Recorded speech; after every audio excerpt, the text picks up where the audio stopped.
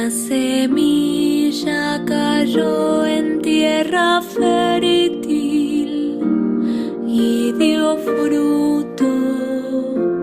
La semilla cayó en tierra fértil y dio fruto. Visitas la tierra, la haces fértil y la colmas de riquezas. Los canales de Dios desbordan de agua y así prepara sus trigales. La semilla cayó en tierra fértil y dio fruto.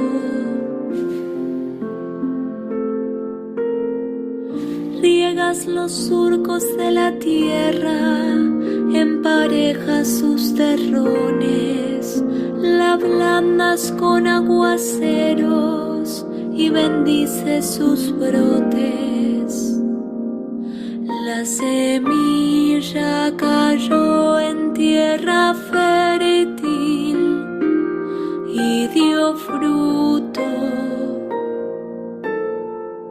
Tú coronas al año con tus bienes y a tu paso rebosa la abundancia. Rebosan los pastos del desierto y las colinas se ciñen de alegría. La semilla cayó en tierra fértil y dio fruto. Visitas la tierra, la haces fértil, las praderas se cubren de rebaños y los valles se revisten de trigo, todos ellos aclaman y cantan.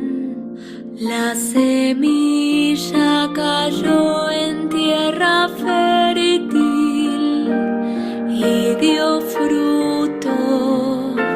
La semilla cayó en tierra fértil y dio fruto.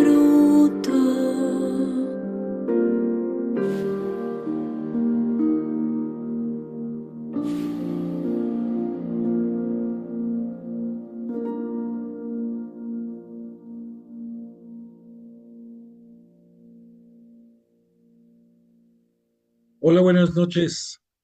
Qué gusto que nos encontramos de nueva cuenta por misericordia de Dios este día martes 24 de febrero del 2026 en nuestro espacio virtual de estudio bíblico y para dar continuidad a nuestra reflexión sobre el tema de los milagros de Jesús. Vamos a comenzar como siempre dando gloria y alabanza a Dios Padre a través de Jesús de Nazaret, y te invito a que unidos todos de corazón digamos en el nombre del Padre, del Hijo y del Espíritu Santo. Amén. Padre nuestro que estás en el cielo, santificado sea tu nombre. Venga a nosotros tu reino. Hágase tu voluntad en la tierra como en el cielo. Danos hoy nuestro pan de cada día. Perdona nuestras ofensas, como también nosotros perdonamos a los que nos ofenden. No nos dejes caer en la tentación y líbranos del mal. Dios te salve María, llena eres de gracia. El Señor es contigo. Bendita eres entre las mujeres y bendito el fruto de tu vientre, Jesús. Santa María, Madre de Dios, ruega por nosotros pecadores, ahora y en la hora de nuestra muerte. Amén. Gloria al Padre, al Hijo y al Espíritu Santo, como era en el principio, ahora y siempre, por los siglos de los siglos. Amén. E invocamos al Espíritu Santo diciendo: oh Espíritu Santo, don de Dios y fuerza de lo alto, fuente de agua brotante de vida eterna, desciende y mora en nuestros corazones. Haznos verdaderos adoradores del Padre. Condúcenos a la plenitud de la verdad y transfórmanos en testigos de Jesús para llevar su nombre hasta los confines de la tierra. Amén. Bueno, pues agradecidos de nueva cuenta con Jesús de Nazaret y el Espíritu Santo que se encuentran entre nosotros para ayudarnos a entender mejor la palabra de Dios, ponemos a sus pies nuestra intención particular de esta noche, y es esta intención de hoy es por ti. Esta noche le quiero pedir y quiero que todos pidamos a Dios Padre a través de Jesús de Nazaret por ti y por los demás participantes de nuestro grupo, porque estoy seguro que la mayoría de ellos, si no es que todos, van a tener una participación activa durante esta cuaresma y probablemente en forma muy especial en la Semana Mayor, en la semana de la Pascua del Señor. Entonces, tenemos que estar bien preparados, y realmente la mejor preparación viene de lo alto, viene de parte de Dios Padre, que glorificando a su Hijo y su Hijo glorificando al Padre, nos están preparando en este tiempo para vivirlo de una manera correcta, de una manera plena, de una manera como nunca lo hemos hecho. No porque no lo hayamos hecho, sino porque esta ocasión seguramente esperan que nuestra participación, dándole honor y gloria a Jesús, sea como nunca de brillante, de reflexiva, de que produzca resultados dentro de nuestra comunidad, dentro de nuestras parroquias, pero sobre todo dentro de nuestra vida. Por esa razón, quisimos comenzar esta noche con un cántico inspirado en el Salmo 65 de la nomenclatura hebrea, que tiene el título de Himno de Acción de Gracias. Se le atribuye la autoría del rey David, y pues es bastante claro las peticiones que hace. Quiero precisarte que desde el punto de vista cristológico, si escuchaste la narrativa de este salmo, y si no, te invito a que tú, en la calma de tu hogar, veas directamente el Salmo 65, y podemos encontrar en él, como en todos los salmos, explicaciones y aplicaciones al tiempo en que fue escrito, posteriormente al tiempo cristológico del Nuevo Testamento, de la Nueva Alianza, porque sabemos, estamos estudiando y sabemos que los salmos fueron escritos todos en la época del Antiguo Testamento. Por lo tanto, todavía no conocían a Jesús, no había sido enviado en tiempos de la plenitud por su Padre para hacernos conocer su palabra, la palabra de Dios Padre. Entonces, al leer los salmos, pues tenemos una aplicación y explicación de acuerdo al Antiguo Testamento, pero no podemos dejar de ver en la narrativa de estos salmos la aplicación cristológica. Algunos buenos maestros de Biblia hacen un comentario con una expresión muy, muy, muy ilustrativa. Dicen, con lentes cristianos podemos ver en muchos de los salmos y de los escritos del Antiguo Testamento, sobre todo refiriéndose a los profetas, a Jesús.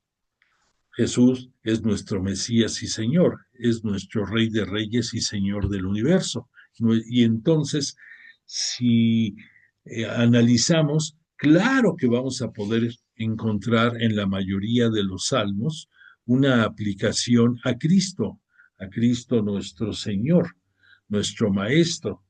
Y entonces tenemos otro punto importante que resaltar de este salmo. Estamos acostumbrados a que cuando vemos en la narrativa de los evangelistas sinópticos, de lo que dice este cántico, lo relacionamos de inmediato con la parábola del sembrador. Y de entrada pensamos en que aquel que escucha la palabra de Dios y la aplica correctamente es sinónimo de ese buen campo, de esa buena tierra en donde va a fructificar todas las enseñanzas y todo lo que Jesús nos vino a mostrar en su estancia en este mundo entre nosotros.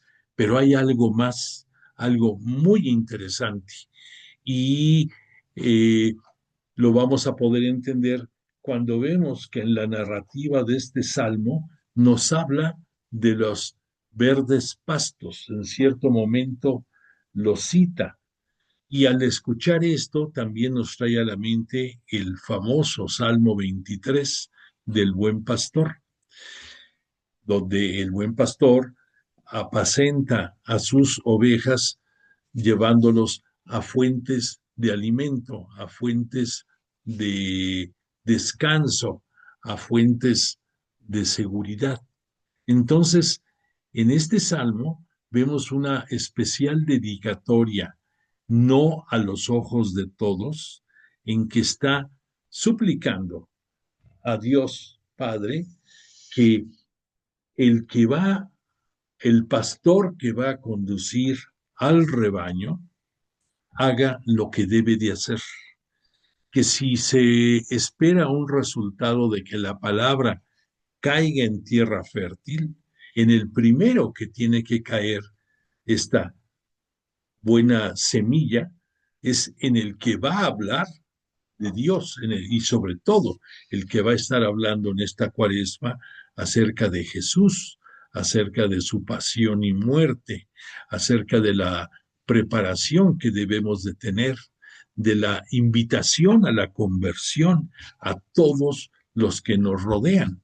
Entonces, la primera petición va encaminada a Dios para que quien va a hablar de su palabra tenga la semilla apropiada y que tenga a su alrededor los elementos de humedad, de buena tierra, de buena temperatura, de calor, todo lo necesario para que esa semilla dé fruto y que ese fruto va a ser lo que va a lograr quien hable de Jesús entre los demás integrantes de su comunidad, de su parroquia, de su entorno familiar, de su entorno de trabajo. Entonces, por esa razón, escogimos este bello salmo para que nos inspire y que juntos le pidamos a Jesús de Nazaret que en honor a su gloria, en honor a su pasión y muerte, en honor a su glorificación, nos ayude a que cada uno de nosotros, dentro de nuestro entorno, dentro de nuestra comunidad, dentro de nuestra parroquia, hagamos el mejor trabajo posible esta cuaresma y sobre todo, repito, en la Semana Mayor. Pues que así sea. Bueno, y ahora quiero decirte que esta noche vamos a comenzar con la reflexión de los milagros en el Evangelio de Juan. Ya hemos tenido la gracia de pasar por los 3 evangelistas sinópticos y ver los, los milagros, los signos de poder compartidos de 2 tradiciones o de 3 o hasta de 4. Recordemos que, de nuevo, que el único signo de poder, el único milagro compartido por los 4 evangelistas es la primera multiplicación de los panes y los peces. La primera, porque sabemos que hay 2. Bueno, pues entonces, ya habiendo pasado por el estudio y análisis, la reflexión de los signos de poder dentro de los sinópticos, nos toca ahora entrar al Evangelio de Juan para estudiar y analizar con detenimiento los signos del poder que Él nos va a dar, para lo cual es muy importante que partamos de algunos principios básicos referente al propio Evangelio de San Juan. En esta lámina pues estamos recordando cuál es el contenido de los milagros. Y mientras tú ves esta lámina, quiero decirte primero una pequeña reflexión del libro del padre Carrillo Alday referente a los milagros, a los milagros de Jesús. Para quien tenga el libro, vamos a estar reflexionando a partir de la página 177. Y además vamos a estar remitiéndonos al propio Evangelio de San Juan en la Biblia que tú tengas. Siempre debemos de estudiar primero la palabra directamente de la Biblia. Y además tenemos que tener la claridad que la verdad absoluta de eh, cualquier, cualquier afirmación bíblica, vamos a encontrarla regularmente no en un solo texto.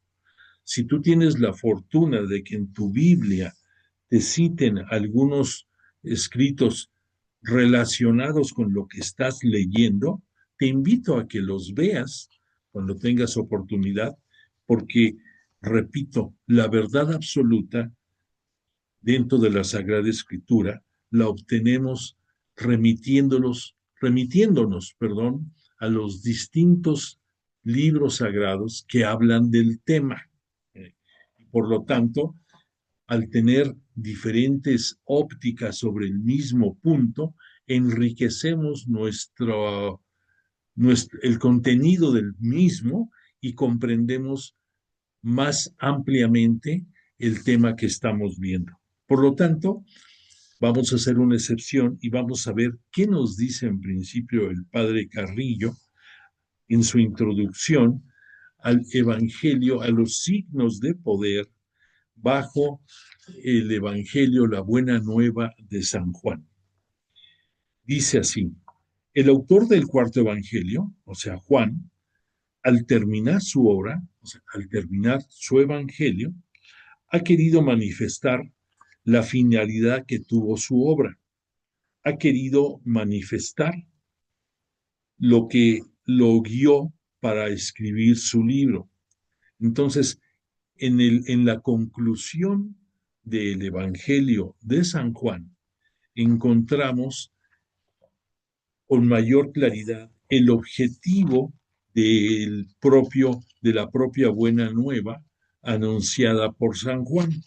Esto vamos a encontrarlo en las conclusiones que en el capítulo 21 señala el propio evangelista.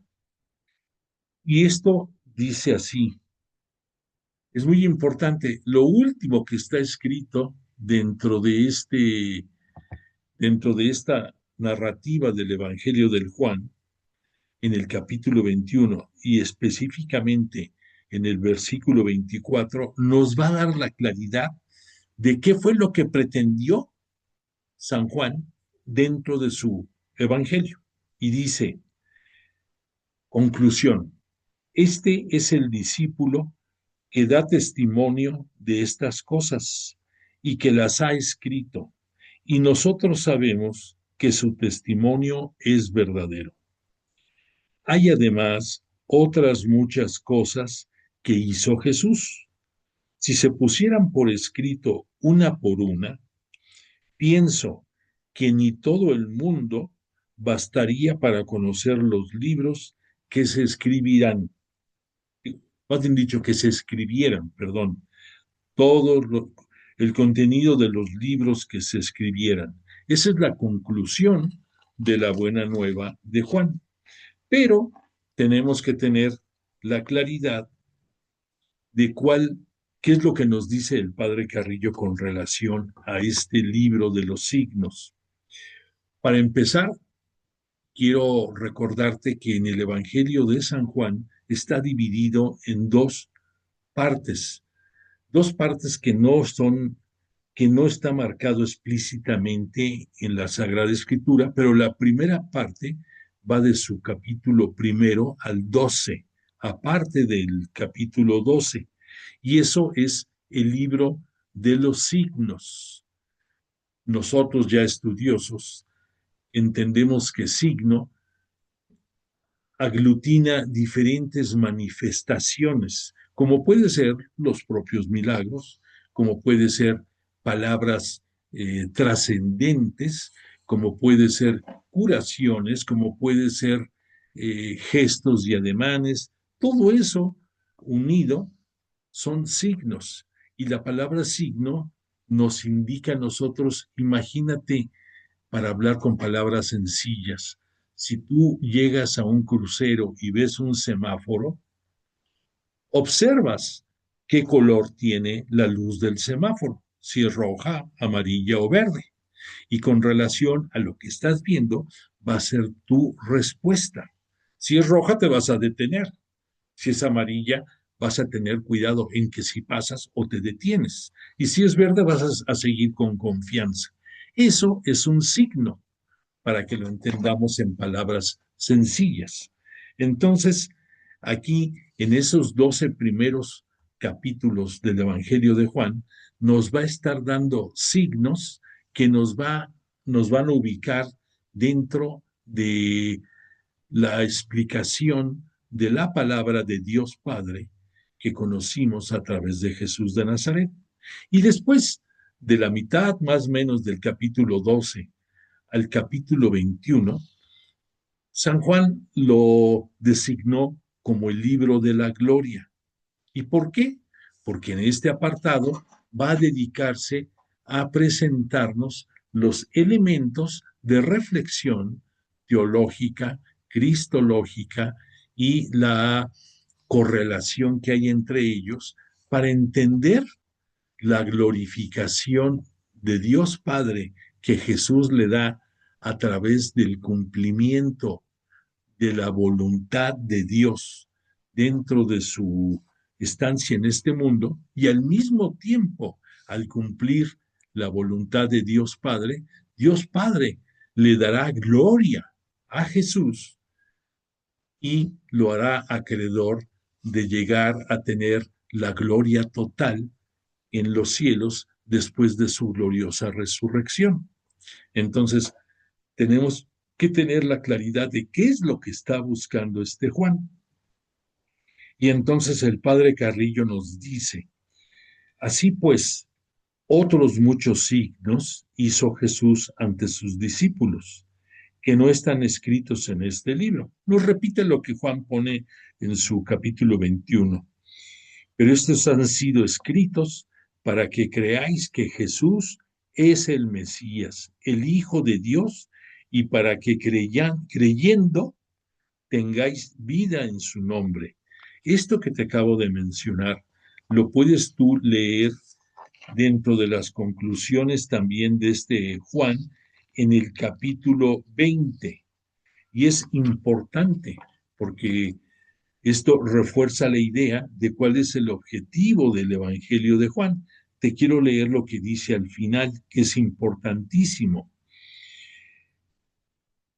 Muchos signos que hizo Jesús ante sus discípulos, que no están escritos en este libro, pero que estos han sido escritos para que creáis, para que creáis, para que creáis que Jesús es el Mesías, el Hijo de Dios, y para que creyendo tengáis vida en su nombre. Entonces aquí nos queda muy claro que el objetivo del Evangelio de Juan son dos y que hay un tercero elemento que es consecuencia de estos dos importantes, mmm, importantes, ¿cómo te diría? Temas, lo que de fondo Juan nos quiere dar a entender. En primer lugar, que Jesús es el Mesías esperado, por supuesto, no cualquier Mesías, no el decir Mesías como una palabra hueca, sino que Jesús es el unigénito de Dios Padre. Ese es el segundo objetivo, que es el Hijo de Dios y que vino a este mundo a cumplir en los tiempos de la plenitud la palabra de Dios, dando cumplimiento y cerrando todo lo que acerca de su persona en los escritos del Antiguo Testamento encontramos a través de los escritos de los profetas, a través del contenido de los salmos y a través de los escritos que en los 46 libros del Antiguo Testamento hablan sobre Jesús.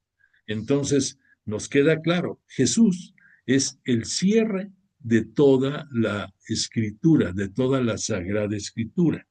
Y entonces el objetivo central del Evangelio de Juan, repito, es, número uno, hacernos ver que Jesús es el Mesías esperado. Número dos, que Jesús es el unigénito, o sea, el único Hijo de Dios. Y que como consecuencia de esto, si nosotros creemos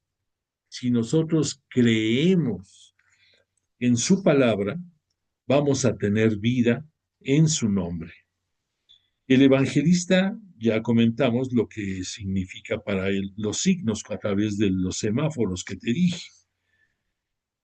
Pero voy a leerte esta reflexión tal cual para que no lo dejemos sin atar las palabras. El evangelista llama signos o en griego semeia, como si fuera semilla, semeía, a los prodigios que Jesús hizo y que los evangelistas sinópticos llaman actos de poder o dinameis. Recuerda que dinameis es la fuerza que emana de Jesús, una fuerza dinámica, por eso dinameis. Y lo podemos identificar, si recuerdas, en el milagro en que la siriofenicia sabe que tocando la orla de la vestimenta de Jesús va a obtener la gracia que necesitas. Esa es la mejor demostración de esa fuerza que emana de Jesús y que es sanadora también. En el Evangelio de Juan, estos signos tienen un objetivo: hacer brotar la fe en Jesús, Mesías e Hijo de Dios. El primer título, el de Mesías, coloca a Jesús en la línea veterotestamentaria de las expectaciones mesiánicas. La expresión veterotestamentaria significa lo escrito en el Antiguo Testamento. El segundo, el de Hijo de Dios, lo descubre en sus relaciones filiales únicas y exclusivas con respecto a Dios, a quien él llama su Padre, y que por gracia de él nos comparte esa paternidad a todos nosotros, sus discípulos, a todos los que integramos la única Santa Iglesia Cristiana Católica Apostólica. La primera parte del cuarto Evangelio de Juan, ya dijimos del capítulo 1 a 12, es el libro de los signos, y la segunda parte del capítulo 13 al 20, el libro de la gloria. Y se pueden discernir acciones simbólicas en este libro de la gloria que solamente Juan lo cita y con una sutileza teológica impresionante, y como prueba, reflexionemos en el lavatorio de los pies.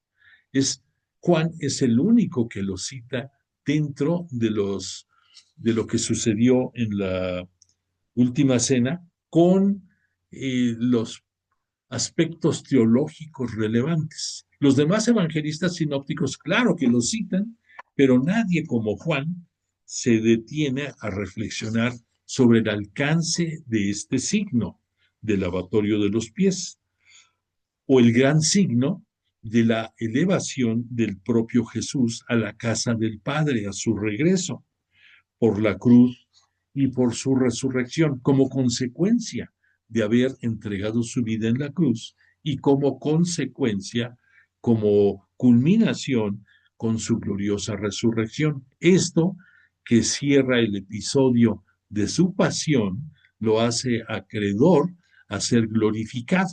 y para ser glorificado Jesús tiene que ascender al cielo. Entonces, este gran signo es propio y exclusivo de Jesús. Nadie más lo puede tener. Recuerda que en su momento la Virgen María, la siempre virginal María, Madre de Jesús y por su misericordia, Madre también nuestra, va a ser elevada a los cielos por los ángeles, va a ser asunta, pero Jesús, Él es el que asciende. Entonces, hay una gran diferencia. Y en el caso de este Juan, va a detenerse de una manera muy particular en la propia vida, en los gestos, en las acciones de Jesús, para el, darles el, la preponderancia de que son signos. Estuvimos acostumbrados a ver en los evangelistas sinópticos que las acciones de Jesús hacia terceras personas eran como encontrábamos la manifestación de esos signos o milagros.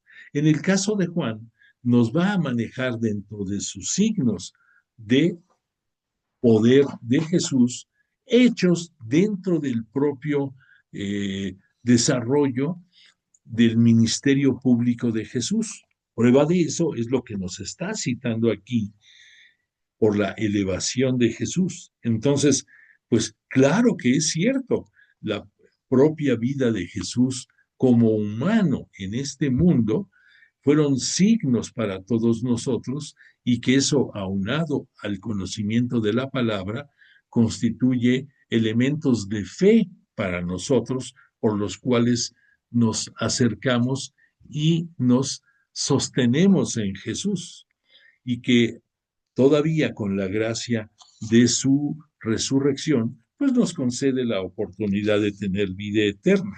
Pero Jesús es para todos nosotros signo importante, el mayor signo que puede haber en la buena nueva de los evangelistas. Al llamar signos a los milagros que Jesús hizo, el autor del Evangelio, nos referimos a Juan, quiere decirnos que cada uno de ellos es como un semáforo, ya lo dijimos.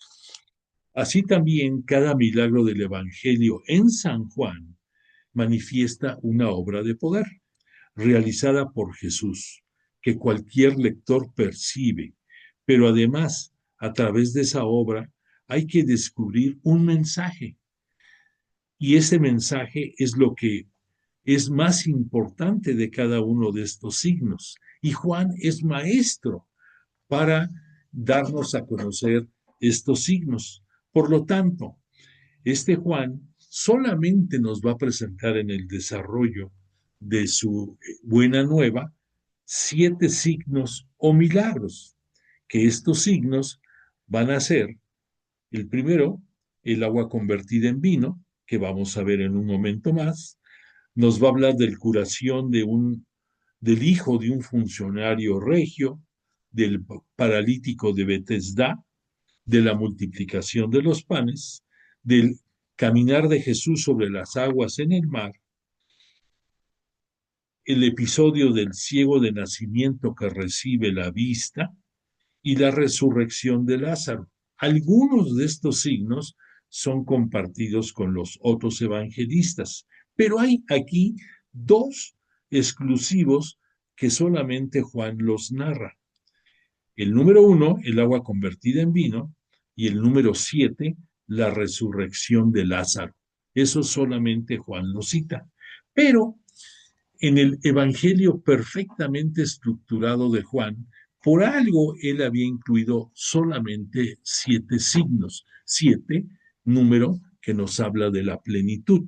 Pero recordemos también que este Juan fue desarrollando, al igual que los apóstoles, los discípulos, escuelas de seguidores que eran catequizados y que eran adoctrinados por estos grandes apóstoles. Juan no fue la excepción. Él fue desarrollando una escuela, la escuela juanina, y se piensa que la conclusión del Evangelio de Juan fue escrita por sus integrantes de la escuela juanina, no por el propio evangelista. Probablemente el propio evangelista se quedó hasta la conclusión del capítulo 20, pero lo que en el capítulo 21 se dice de conclusión y también lo que se dice ahí del signo de poder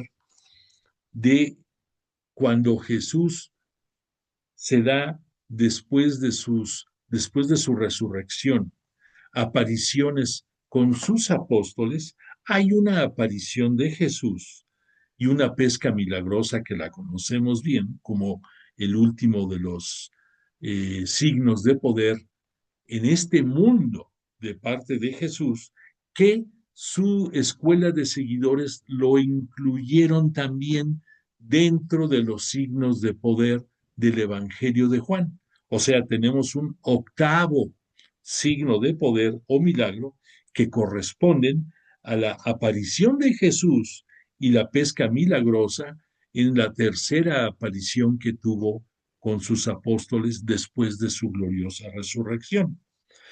Eso no quiere decir que no sea correcto, así quedó dentro del canon de la Iglesia Cristiana Católica con relación al Evangelio del Juan y tiene toda la validez. Pero tú, estudioso de la Biblia, debes de saber de dónde surgió este octavo milagro.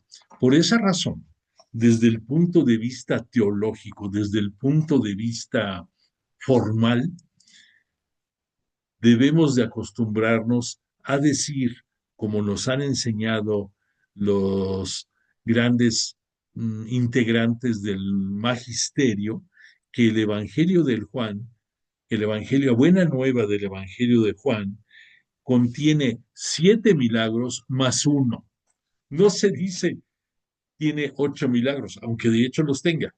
La manera más, pudiéramos decir, refinada y apropiada para decirlo correctamente es el decir que el Evangelio de Juan tiene 7 milagros más uno. Bueno, esto por un lado. Por otra parte, quiero, remitiéndome ya directamente a lo que es el Evangelio de San Juan, para poder entender mejor sus signos de poder, para poder entender mejor sus milagros, que nos remitamos a dar una relectura del capítulo primero del Evangelio de Juan. Y dice así: en el principio existía la palabra estaba junto a Dios y la palabra era Dios. Ella estaba en el principio junto a Dios. Todo se hizo por ella y sin ella nada se hizo.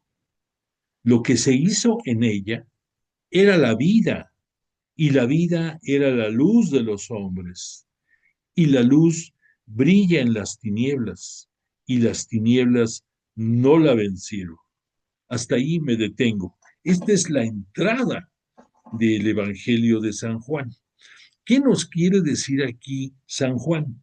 Que la palabra, que en griego la podemos identificar como el logos, o en castellano o en latín pudiéramos identificarlo como el verbo o la palabra, se refiere al poder creador de la Santísima Trinidad. Nosotros así ya lo tenemos claro porque ya estudiamos en el Génesis el capítulo en el que nos habla que se hizo, que hicieron, que hicimos, así dice la narración. Entonces no fue solamente Dios, pero la identificación teológica de lo que significa el logos, la palabra, aquí Juan nos las dice refiriéndose al poder creador, al poder misericordioso de Dios. Y su palabra es lo que dio origen tanto al universo como el propio hombre y, por supuesto, a nuestra bella tierra donde vivimos. Entonces, esto es importantísimo para que podamos entender el desarrollo del Evangelio de Juan. Y después, Juan, San Juan, continúa en este primer capítulo dando entrada a la existencia de Juan Bautista. Esta referencia a Juan Bautista nos viene a redondear la expresión que escuchamos en este primer capítulo, en los primeros versos, y escucha, dice a partir del versículo sexto, hubo un hombre enviado por Dios, se llamaba Juan. Este vino para un testimonio, para dar testimonio de la luz, para que todos creyeran por él. No era él la luz, se refiere al Juan Bautista, él no era la luz, sino quien debía dar testimonio de la luz. La palabra era la luz verdadera que ilumina a todo hombre cuando viene a este mundo. En el mundo estaba y el mundo fue hecho por ella, pero el mundo no la conoció. Me detengo porque aquí entramos a la necesidad de volver a recordar el significado de la expresión mundo. Mundo en las Sagradas Escrituras tiene tres acepciones. Una, mundo refiriéndose a la Tierra, al globo terráqueo, al planeta Tierra, como a espacio geográfico. La segunda acepción de mundo es el lugar y la influencia que tiene sobre nosotros, el entorno y la influencia que ejerce sobre nosotros. Y más específicamente, la tercera acepción de mundo es las fuerzas del mal que dominan al mundo. Entonces, si aquí reflexionamos en lo que acabamos de escuchar, en el mundo estaba, ¿qué estaba en el mundo? La palabra de Dios, la luz de Dios, el poder creador de Dios. Y el mundo fue hecho por ella, claro, la creación fue hecha por Dios, pero el mundo no la conoció. O sea, no conoció el contenido y si lo conoció, no lo aceptó. Y después continúa Juan diciendo, vino a los suyos, mas los suyos no la recibieron. Al no recibir la luz, al no aceptarla, por lo mismo no pudo haber nacido en ellos la fe, no pudo haber, no, a pesar de haber visto, no lo aceptaron, a pesar de haberlo escuchado, no quisieron que quedara dentro de su mente, a pesar de haberlo visto y de haberlo escuchado, no permitieron que anidara la palabra en su corazón. Por lo tanto, por eso aquí Juan dice, no, no todos lo recibieron. Que por la palabra les dio poder de hacerse hijos de Dios a los que creen en su nombre. O sea, porque Jesús estuvo entre nosotros y nos dio a conocer la palabra de Dios, nos dio la oportunidad, junto con su misericordia, de hacernos hijos de Dios y ser hermanos del propio Jesús. ¿Cuál es la condición? Que creamos en su nombre, que creamos en Jesús y a través de Jesús creemos en Dios Padre. Entonces concluye Juan, este capítulo diciendo, estos no nacieron de sangre, ni de deseo de carne, ni de deseo de hombre, sino que nacieron de Dios. Aquí hace una gran distinción entre lo que es ser un hijo en este mundo, que por el poder de Dios y su misericordia a través de nuestros padres llegamos a este mundo, pero aquí nos distingue que nosotros no somos hijos de sangre de Dios, somos hijos que no venimos por deseo carnal ni por unión de hombre alguno, sino que nacimos para Dios a través de la palabra de Dios que conocemos a través de Jesús. La palabra se hizo carne y puso su morada entre nosotros. Esto es bellísimo. Por una razón, al decir, y la palabra se hizo carne, ya sabemos que la palabra es el poder de Dios y que Jesús es también poder de Dios, por ser el unigénito y que es imagen de Dios. Entonces, por eso es correcto que pone aquí Juan, y la palabra se hizo carne. Jesús se hizo hombre por designio de Dios y puso su morada entre nosotros. Y esto último, sabemos que conocemos del mundo celestial, que es el lugar al que hemos de llegar como fin último después de dejar esta tierra, y que ahí, por la misericordia divina y por nuestra decisión, por libre albedrío de vivir los mandamientos de Dios y de ver por nuestro prójimo, vamos a ser merecedores a estar en un espacio dentro de ese mundo celestial. Vamos a morar en una de tantas moradas que Dios tiene preparadas para todos nosotros, sus hijos. Entonces, pero aquí lo interesante de esto último con que concluye Juan la introducción de su evangelio es que la palabra se hizo carne, Jesús vino a este mundo, habitó entre nosotros y constituyó este mundo como morada.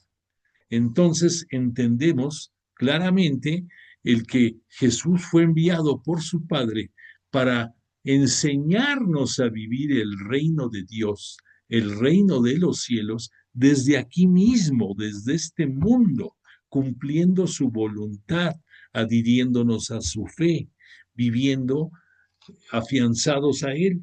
Y por eso este mundo es también morada desde el punto de vista misericordia de Dios hacia todos nosotros, que obtenemos por lo que Jesús nos vino a enseñar. Y concluye este Juan agregando, y hemos contemplado su gloria, gloria que recibe del Padre como unigénito, lleno de gracia y de verdad. Y después cierra. Juan daba testimonio de él, Juan Bautista, proclamando, este era del que yo dije, el que viene detrás de mí se ha puesto delante de mí. O sea, reconocía Juan Bautista que Jesús siempre ha existido desde antes de la creación del universo y del mundo, junto con su Padre y el Espíritu Santo. Y por eso dice, el que viene detrás de mí, porque desde el punto de vista material, primero nació Juan Bautista y unos meses después nace Jesús. Y por eso expresa, el que viene detrás de mí, Jesús, se ha puesto delante de mí. Pues sí, porque existía antes que yo.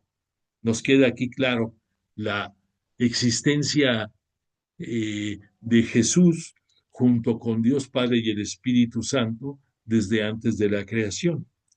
Y dice el evangelista, de su plenitud hemos recibido todos gracia por gracia, porque la ley fue dada por medio de Moisés. La gracia y la verdad nos ha llegado por Jesucristo. A Dios nadie lo ha visto jamás. Lo ha contado el Hijo unigénito que está en el seno del Padre. Y ahí termina su primer capítulo, Juan. De lo último que estamos escuchando, es importante porque aquí nos habla, porque la ley fue dada por medio de Moisés. Pero Moisés pertenece al Antiguo Testamento. Es cierto que a través de él Dios Padre nos dio a conocer el Decálogo y que pidió el cumplimiento del mismo para darle plenitud a su deseo de hacer del pueblo de Israel el pueblo de su propiedad por toda la vida hasta el tiempo de la parucía. Eso es cierto. Y Moisés lo dijo. Y Moisés también fue el que a través de él se hizo el pacto de la antigua alianza. Pero después tenemos aquí elemento importantísimo. La gracia y la verdad nos han llegado por Jesucristo. Entonces, aquí Juan nos pone el título completo, Jesús Cristo. Es una de las rarezas en el Evangelio, porque normalmente debemos de encontrarlo Jesús el Cristo. Pero aquí el evangelista quiso usar el término con que comúnmente los cristianos católicos apostólicos nos referimos a la persona de Jesús como Jesucristo. Por eso aquí la incluyó. Y cierra poniendo: a Dios nadie lo ha visto jamás. Esto es porque recordarás que este Moisés se cubría el rostro por la luz que irradiaba Dios Padre, que es imposible que ni Moisés ni nadie la pudiéramos advertir. Y por esa misma razón, cuando en el momento de la transfiguración está Jesús, está Moisés y está Elías, vemos esa misma luminosidad que los apóstoles que estaban a unos metros no podían soportar ver. La verdad, la luz de la palabra, la luz que Jesús emana también. Entonces, aquí, con estos conceptos, podemos entender que Moisés fue el principal hacedor dentro de la antigua alianza, pero ahora es Jesús el que con su muerte nos libera del pecado y además nos hace la nueva alianza con todos los hombres del globo terráqueo, seamos o no seamos cristianos católicos apostólicos. Pero además nosotros, por ser parte de su iglesia, pues somos hijos de Dios a través de Jesús, somos hermanos de Jesús. Entonces, pues doble gracia, y por eso aquí nos dice el evangelista: la gracia y la verdad nos han llegado por Jesucristo. Y además antes había dicho: de su plenitud hemos recibido todos gracia por gracia. Esto nos los va a refrendar San Pablo cuando nos diga que en el mundo el pecado fue lo que prevaleció, pero que la gracia fue mayor y queda por arriba de todo el pecado que existía. Y esta gracia es la que obtuvimos por Jesús de Nazaret, todos nosotros, en la nueva alianza que él inauguró. Y por eso cerró aquí de esta manera San Juan en su evangelio, diciendo: a Dios nadie le ha visto, jamás. Lo ha contado el Hijo unigénito que está en el seno del Padre. El propio Jesús nos lo reveló. Y, repito, gracias a Él, gracias a las gracias que Jesús nos vino a traer a este mundo, pues tenemos el cambio total y tenemos la claridad de lo que significa ser miembro de la nueva alianza, ser miembro del nuevo pueblo de Israel, comprado a precio de la sangre y la vida del propio Jesús. Bueno, pues con todo este entorno ya estamos más listos y estamos preparados para poder entrar a la reflexión sobre el primer signo de poder de este Juan, que se refiere a las bodas de Canaán. Te quiero decir como un detalle adicional que dentro de la perfecta estructuración del Evangelio de Juan, dentro de la teología y el manejo impresionante que tiene en el desarrollo de su Evangelio, Juan puso como título de esta primera parte de su Evangelio el de el anuncio de la nueva economía. Al decir economía debemos de entender que esa palabra significa el Nuevo Testamento, la nueva época, el manejo de ese Nuevo Testamento, esa economía, así se le conoce. Pero además le pone un subtítulo que es la semana inaugural. Y tú vas a decir, bueno, ¿por qué la semana inaugural?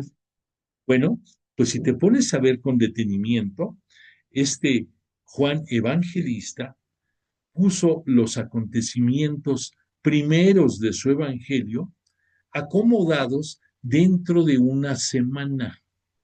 Y por esa razón, esto tiene el subtítulo de la semana inaugural. Para que lo podamos entender mejor, déjame darte algunos datos sobre esta primera semana. Primero, Juan Bautista, cuando le preguntaban los judíos si él era el Mesías esperado, él confesó, yo no soy el Cristo. Entonces le preguntaron a Juan Bautista, ¿quién pues eres tú, Elías? Él contestó, no lo soy. Le volvieron a preguntar, ¿eres un profeta? Respondió, no. Y insistieron, ¿quién eres entonces? Tenemos que dar una respuesta a los que nos enviaron, a los fariseos. ¿Quién dices de ti mismo que eres? Y respondió Juan, yo soy la voz del que clama en el desierto, rectificar el camino del Señor. O sea, les dice cuál es su misión y su exhortación que rectifiquen el camino del Señor. Como dijo el profeta Isaías, habían ido enviados por los fariseos. Esto ya lo había anunciado Isaías en sus profecías. ¿Por qué bautizas entonces, Juan, si no eres el Cristo, ni Elías, ni el profeta? Juan les respondió, yo bautizo con agua, pero entre vosotros hay uno a quien no conocéis, que viene detrás de mí, a quien yo no soy digno de desatarle la correa de su sandalia. Esto ocurrió en Betabará, al otro lado del Jordán, donde Juan bautizaba. Esto sucedió en el primer día de la semana que nos narra Juan el Evangelista. El segundo día, fíjate, no nos da muchas señas, pero sí nos cita en el versículo 29. Al día siguiente, al ver a Jesús venir hacia él, dijo, he ahí el Cordero de Dios, que quita el pecado del mundo. Este es de quien yo dije, detrás de mí viene un hombre que se ha puesto delante de mí, porque existía antes que yo. Yo no lo conocía, pero he venido a bautizar con agua para que él sea manifestado a Israel. Y Juan dio testimonio diciendo, he visto al Espíritu que estaba bajando como paloma del cielo y se quedaba sobre de él. Yo no le conocía, pero el que me envió a bautizar con agua me dijo, o sea, el que me envió, ¿quién lo envió? Pues Dios, aquel sobre quien veas que baja el Espíritu y se queda sobre él, ese es el que bautiza con Espíritu Santo, refiriéndose a la persona de Jesús. Yo le he visto y doy testimonio de que ese es el elegido de Dios. Esto lo manifestaba Juan a los que formaban su escuela de seguidores. Tenía su buen número de fans, pudiéramos decir, en estos tiempos, Juan Bautista, y a ellos les dice esta referencia sobre Jesús. Entonces, esto es el día 2. El día 3 nos dice el evangelista, al día siguiente, Juan se encontraba de nuevo allí con dos de sus discípulos. Fijándose en Jesús que pasaba, dijo, he ahí el Cordero de Dios. Al oírle hablar así, los dos discípulos de Juan siguieron a Jesús. Jesús se volvió y al ver que le seguían les preguntó, ¿qué buscáis? Ellos le respondieron, Rabí, que quiere decir maestro, pero a un nivel más excelso. ¿Qué? ¿Dónde vives? Él les respondió, venid y lo veréis. Fueron pues, vieron dónde vivía y se quedaron con él aquel día. Era más o menos la hora 10. Juan es tan hábil y tan preciso que hasta nos da hora. La hora 10 es más o menos las 4 de la tarde, pero tiene un significado teológico que los estudiosos de la Biblia debemos de conocer. Sabemos que dentro de las tradición judaica, el día comenzaba a partir de las 6 de la tarde, cuando aparecía el primer lucero en el cielo, se acababa esa luz del día. Entonces aquí el mensaje teológico de Juan, al decir que era la hora 10, más o menos las 4, faltaban nada más 2 horas para que se acabara la luz. Entonces es una exhortación muy sutil para que conozcamos la palabra de Dios a través de Jesús de Nazaret y obtengamos la luz, que es la sabiduría, para vivir a plenitud. Andrés, que es uno de los seguidores que fue de Juan y que después fue también de Jesús, el hermano de Simón Pedro, ya nos da la pista, eran hermanos, era uno de los dos que habían oído a Juan y habían seguido a Jesús. Entonces escucharon a Juan Bautista y siguieron al maestro. Andrés encuentra primero a su propio hermano, a Simón, y le dice, hemos encontrado al Mesías, que quiere decir Cristo, y le llevó donde Jesús.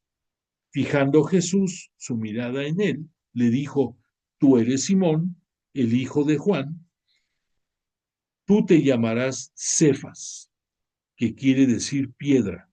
Aquí el Juan al que se refiere es Juan, el padre de Simón. Y entonces Jesús lo conoce y de entrada se la suelta, así derecha la flecha, como dijéramos. Tú eres Simón, el hijo de Juan. Tú te llamarás Cefas, que quiere decir piedra. Esto es refiriéndose a una expresión aramea, lo de Cefas. Bueno, al día siguiente, ya vamos otro día más dentro de la primera semana. Jesús quiso partir para Galilea y encontró a Felipe. Jesús le dijo, sígueme. Entonces ya tenemos ahí a Andrés, a Pedro y a Felipe. Felipe era de Betsaida, del pueblo de Andrés y de Pedro, o sea, compartían el lugar de nacimiento y de estancia. Ahora, dice, escucha, esto es muy interesante. Felipe encontró a Natanael y le dijo, hemos encontrado a aquel de quien escribió Moisés en la ley y también los profetas. Es Jesús, el hijo de José, el de Nazaret. Le respondió Natanael, ¿de Nazaret puede haber cosa buena? Le dijo Felipe, ven y lo verás. Aquí me detengo un poquito para decirte el significado de esta expresión sobre Natanael. Bueno, dentro del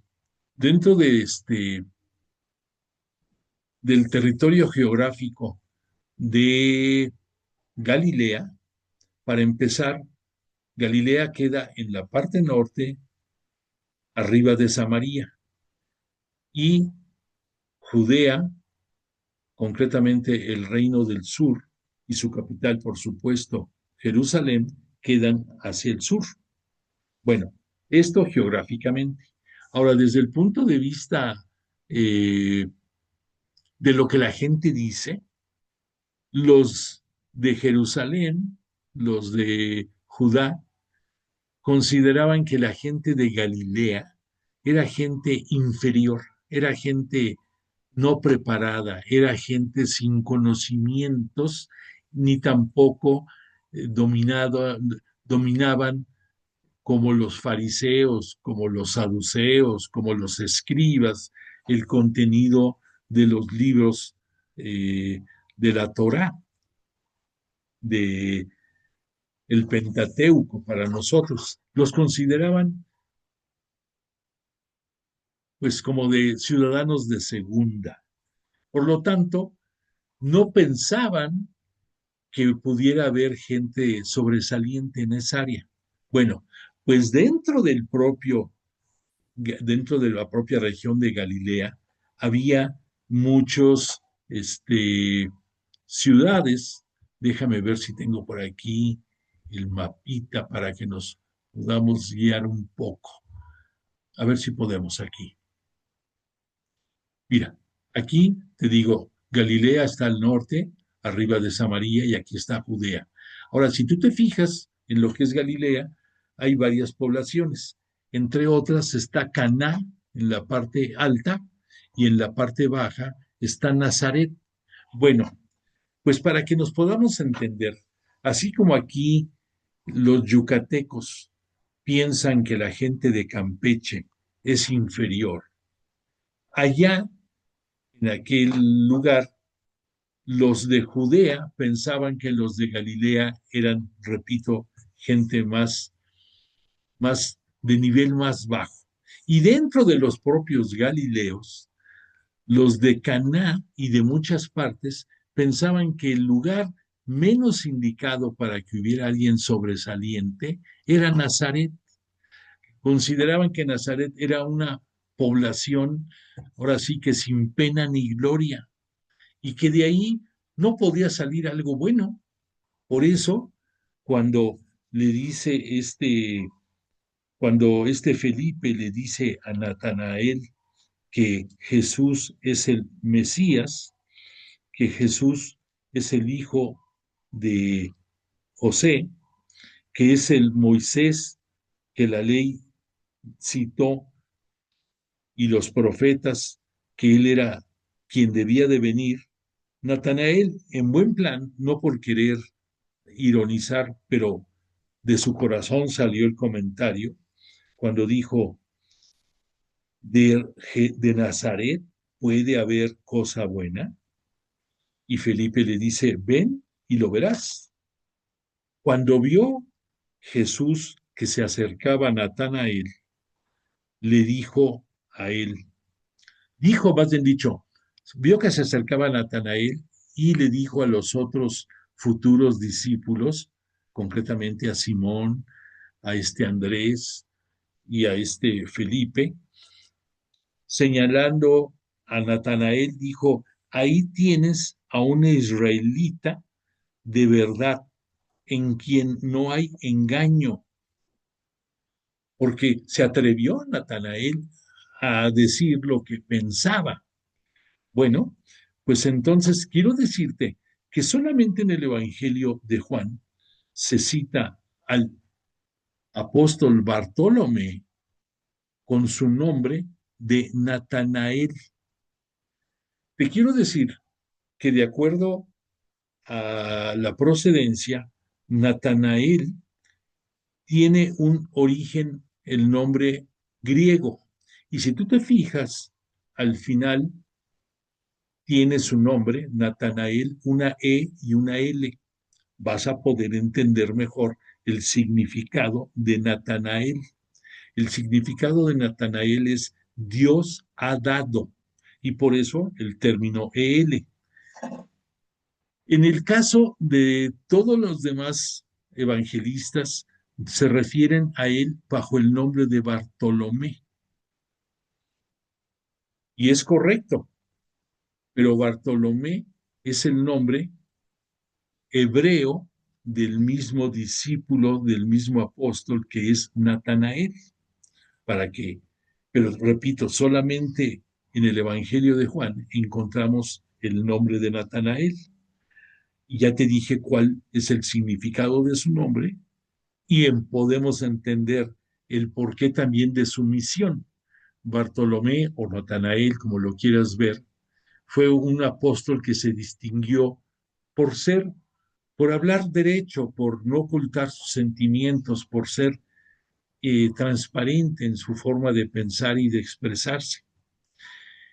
Y por eso, pues, es muy particular. Después de la muerte de Jesús y de su ascensión a los cielos para ser glorificado, este Bartolomé nos cuenta en Hechos de los Apóstoles que participó en la extensión de la palabra de Jesús a otras latitudes, y eso lo va a llevar, según la tradición, a llevar la palabra de Dios a varias naciones y terminar en India. No hay precisión si murió en India o en otra nación, pero lo importante es que se dedicó a llevar la palabra de Jesús ya una vez que eh, nuestro Mesías ya no estuvo contra nosotros. Pero entonces le dice Jesús, repito, a los otros apóstoles, este es un israelita de verdad en quien no hay engaño, no hay doblez. Natanael le preguntó a Jesús, ¿de qué me conoces? Jesús respondió, te vi cuando estabas debajo de la higuera, antes de que Felipe te llamara. Natanael le respondió, Rabí, tú eres el Hijo de Dios, tú eres el Rey de Israel. Jesús le contestó, por haberte dicho que te vi debajo de la higuera, ¿crees? Has de ver cosas más grandes, mayores. Y añadió, en verdad os digo, veréis del cielo abierto y a los ángeles de Dios subir y bajar sobre el Hijo del Hombre. Aquí Jesús es muy claro en decir, en hablar de su divinidad humana y sobre su divinidad celeste. Y por esa razón le dice a Natanael, te vi debajo de la higuera. Natanael dice, ¿y por qué me viste debajo de ahí? Ya, eh, ya crees que ya me hablas de mí. Aquí el mensaje teológico es que Jesús conoce perfectamente todo lo que cada uno traemos en nuestra mente. Por esa razón le dice a Natanael, porque te vi bajo la higuera. Y esto tiene otro trasfondo. ¿Qué era la higuera en la nación israelita? La higuera era uno de los árboles predilectos porque además de su exquisito sabor de su fruto, además produce una sombra maravillosa y era acostumbrado que se sembraran higueras para dar cobijo y dar mejor condición a cualquier casa que quisiera vivir mejor. Pero entonces Jesús le está diciendo a Natanael, le está respondiendo a al comentario que Natanael dijo sobre Jesús. Le dijo, Rabí, tú eres el Hijo de Dios, tú eres el Rey de Israel. ¿Quién fue el primer apóstol que reconoció la mesianidad de Jesús y que era el unigénito de Dios Padre? Natanael. Aquí lo estamos viendo. Tenemos la idea que fue Pedro y que fue ya avanzado el tiempo, ya más o menos por la mitad de su ministerio. Pero aquí Juan el Evangelista nos está diciendo que de entrada Natanael, además de haber hablado y dicho lo que dijo sobre Nazaret, reconoce la majestad de Jesús. Y Jesús le contestó que por haber dicho que lo vio debajo de la higuera, ¿crees? Haciendo notar que Él conoce y escudriña toda nuestra mente. Y entonces hay otro significado. La higuera es uno de los árboles más reconocidos dentro del Antiguo Testamento, junto con el olivo. Y entonces aquí Jesús de entrada le está presentando a Natanael los nuevos tiempos que en él se van a dar en Jesús. Y por eso le dice que va a haber cosas mayores, el cielo abierto y los ángeles subiendo y bajando sobre el Hijo del Hombre. ¿Quién es el Hijo del Hombre? Jesús. Y los ángeles son los enviados de su Padre.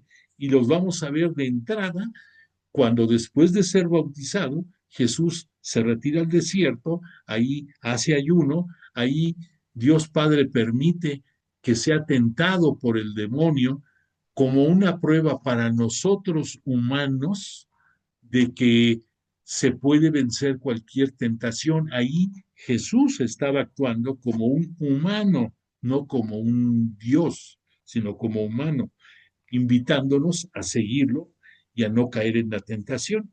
Y entonces ahí descienden después los ángeles para darle alimento, y eso mismo va a suceder en algunos otros momentos para muestra más clara cuando llegue el momento de su pasión en el Monte de los Olivos, en el huerto de Getsemaní, cuando Jesús está sufriendo eh, el final que está próximo y que va a tener que padecer. Y ahí también los ángeles le confortan. Bueno, pues entonces con todo este entorno tenemos una claridad más grande de cómo es el manejo de este Juan en su evangelio acerca de la mesianidad de Jesús y de que Jesús es el único Hijo de Dios. Entonces, ya con todo esto, estamos en condiciones de entrar al análisis del significado de lo que viene siendo el signo de poder de la boda de Caná. Probablemente hoy no vamos a poder analizar todo, pero quiero aprovechar el tiempo que nos queda para que escuches la narrativa que nos da el Evangelio dentro de la Biblia para que avancemos. Dice en el capítulo 2, la boda en Caná.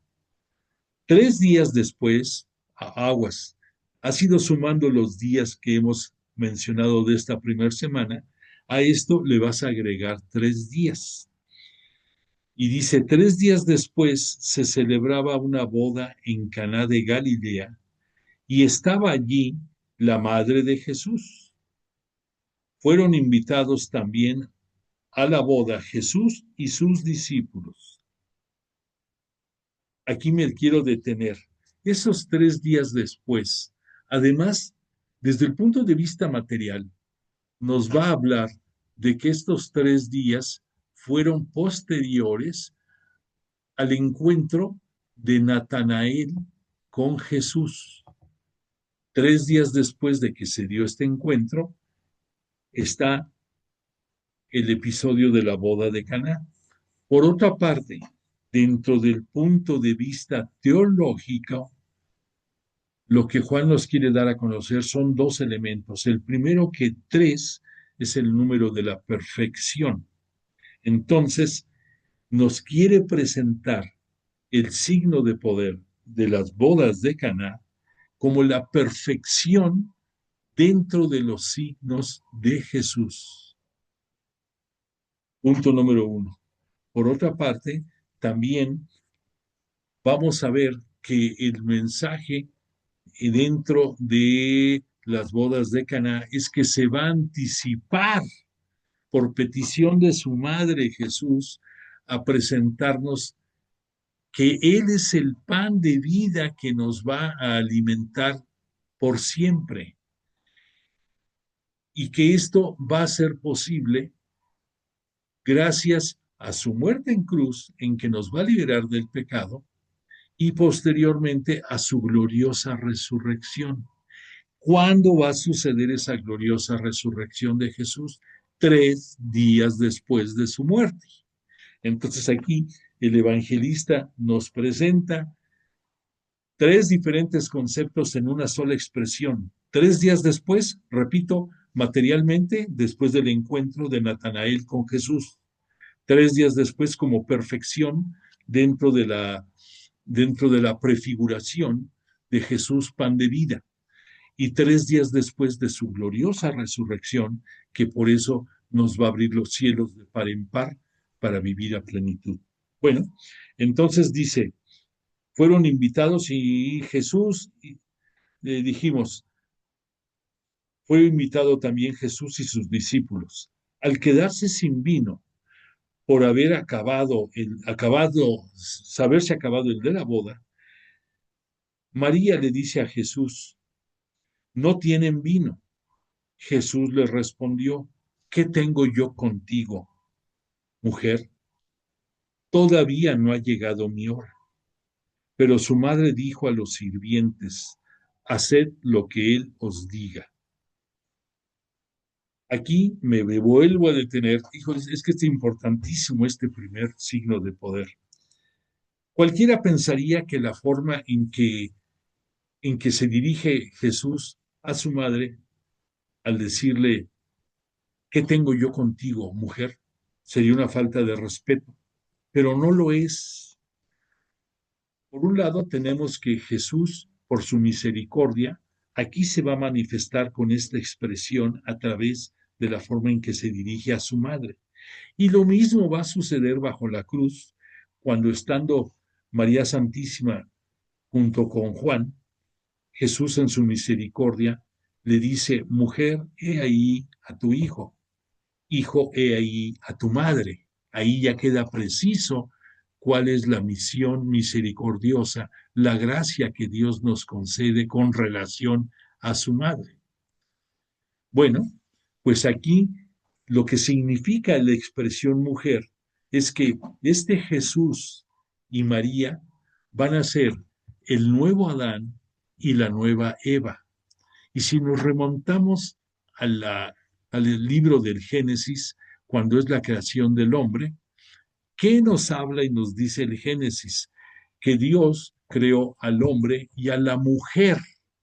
Entonces la palabra mujer aquí está apareciendo en los labios de Jesús dirigiéndose a su madre, haciéndole teológicamente, dando la, dándole la preponderancia de que ella es la nueva mujer dentro de la nueva alianza.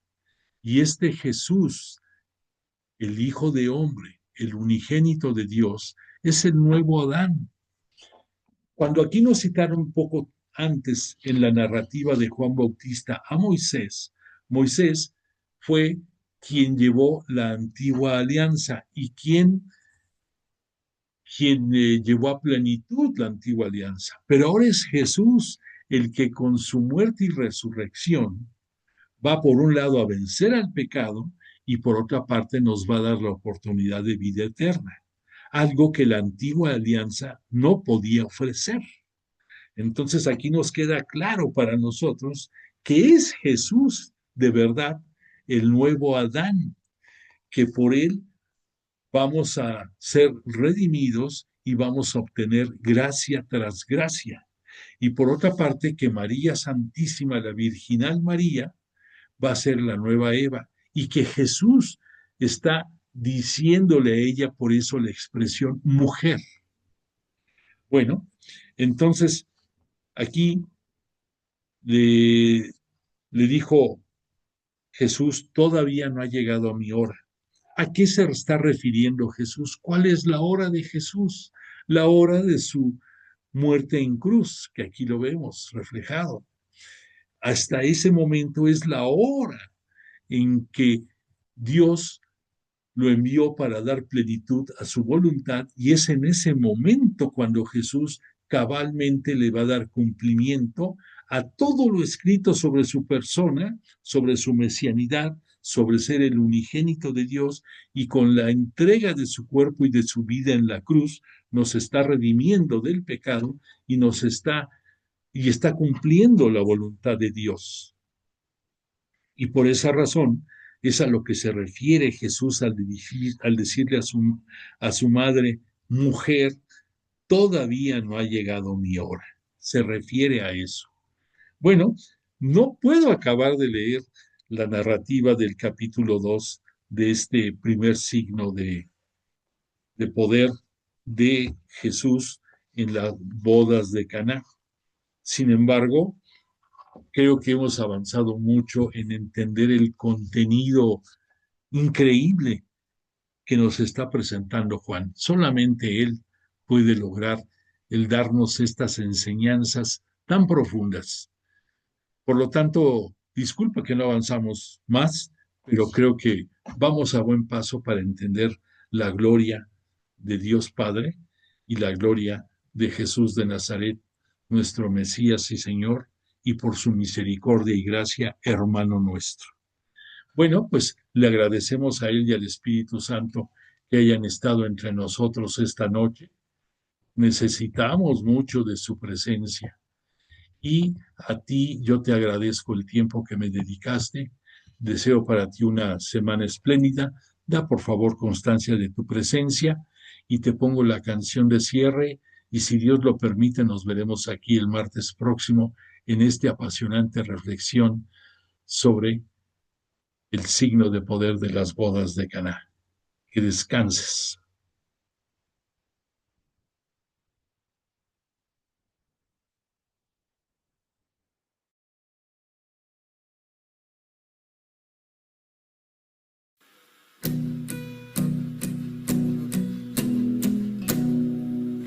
Levanto mis manos, cierro mis ojos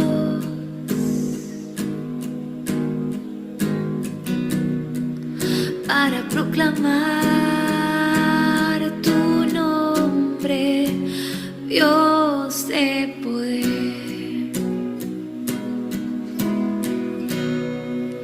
Levanto mis manos,